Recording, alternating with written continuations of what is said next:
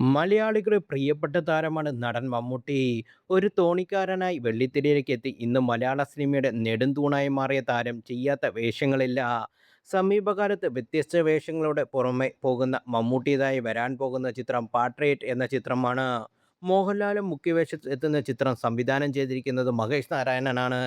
സിനിമയ്ക്കായി എല്ലാവരും കാത്തിരിക്കുന്നതിനിടെ ഒരു യൂട്യൂബിൽ രസകരമായ കണ്ടെത്തലുകളാണ് ശ്രദ്ധ നേടുന്നത്. മമ്മൂട്ടിയും ദുഃഖവെള്ളിയും തമ്മിൽ ബന്ധമുണ്ടെന്നാണ് യൂട്യൂബറുടെ കണ്ടെത്തൽ. ബണ്ടിൽലെസ് കപ്പിൾസ് എന്ന യൂട്യൂബറാണ് ഇതിനു പിന്നിൽ. മമ്മൂട്ടിയുടെ കാർ നമ്പരും ദുഃഖവെള്ളിയുടെ കഥയും ഒന്നാണെന്ന് ഇവർ പറയുന്നു. അതെങ്ങനെയാണെന്ന് വിവരിക്കുന്നുമുണ്ട്. മമ്മൂട്ടിയും ദുഃഖവെള്ളിയും തമ്മിലൊരു ബന്ധമുണ്ട്. യേശു മരിച്ച ദിവസമാണ് ദുഃഖവെള്ളി.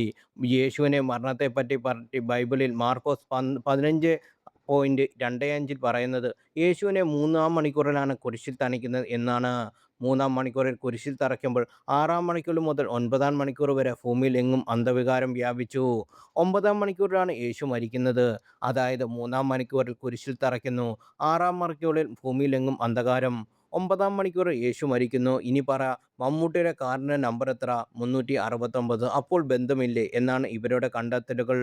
വീഡിയോ പുറത്തു വന്നാലും പിന്നാലെ നിരവധി പേരാണ് കമൻറ്റുമായി എത്തിയിരിക്കുന്നത്.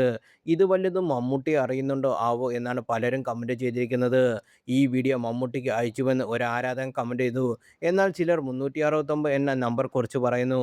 3+6+9 18 ഈ 18 വാഹനങ്ങളുടെ കാര്യത്തിൽ ഭാഗ്യ നമ്പറാണെന്ന് പറയപ്പെടുന്നതാണെന്ന് ഇവർ പറയുന്നു.